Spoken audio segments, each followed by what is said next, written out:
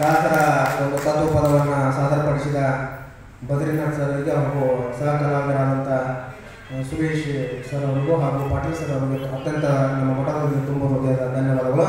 ಈಗ ಶ್ರೀಗಳು ಅವರಿಗೆ